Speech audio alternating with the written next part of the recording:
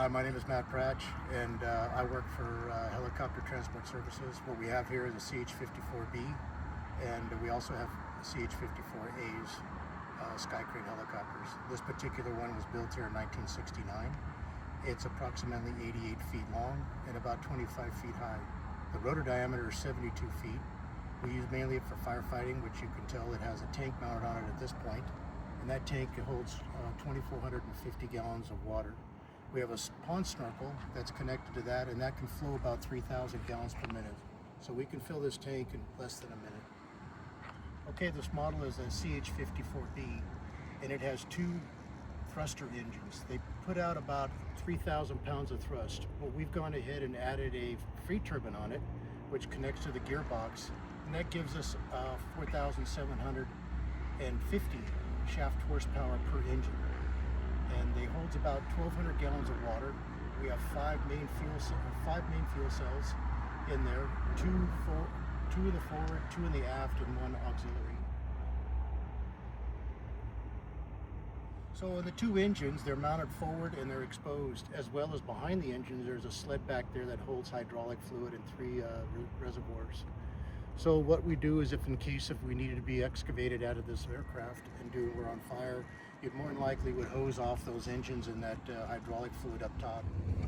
Okay, in addition to our main hydraulic system we have with the three reservoirs, we have an additional hydraulic system up here that runs the tank and the snorkel. It has a small reservoir of hydraulic fluid in there, and the pumps and lines actually go underneath the stiff leg and into the back and connects in there through connectors. If we're laying on our side, left or right, you can exit out of the doors via a handle, and you throw the door to the side. It weighs about 45 pounds. And we would be obviously buckled in. You'd undo the seat belt. And later on, I'll show you where the fuel shutoff levers are at and the battery compartment.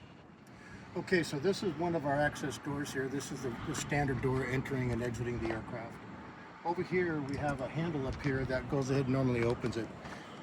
Being that it's a bit of a push button and turn, the best way of exiting out of here for emergency would be this handle right here, which you would lift up. In the aircraft, there'd be normally two of us fighting fire, but in a point where we're doing cross country or maintenance or something like that, there would be three of us in there. So there'd be two up front, one in the back seat. All right, here's our battery compartment here. And it has two latches. These latches, they open up like this, and there's a twist lock, and it comes out just like this. And the battery is in here. This is the battery compartment, and this is our battery.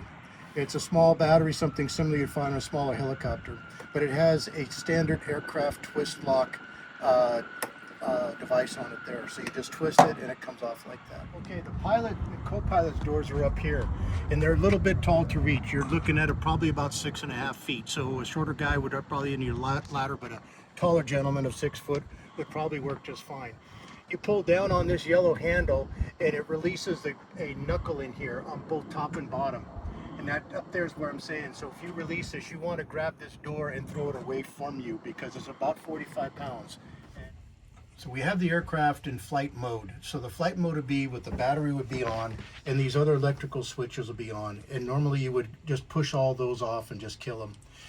Up on top is our fuel valves and our N1 throttle levers.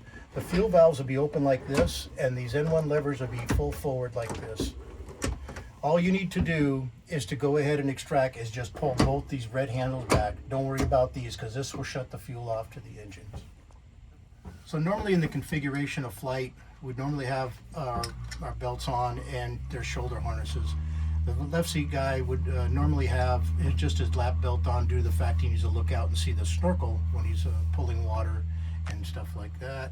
And the co-pilot would have a shoulder strap on. This belt's very simple. It's a military type belt. It lifts up like this and unlocks. Very, very kind of spring-loaded off, and it falls to the side. It's a bit heavy, but it just falls off to the side like that, and then you can create an extraction from there. So the front is all glass. These are two glass, and this is plexiglass in the center. A better extraction to get out if you're unable to open the doors would be able to plexiglass on both sides, cutting that out, and they already have cut out holes on them, so it wouldn't take much to go ahead and have a saw and cut out a pretty good circle and pull out the pilots.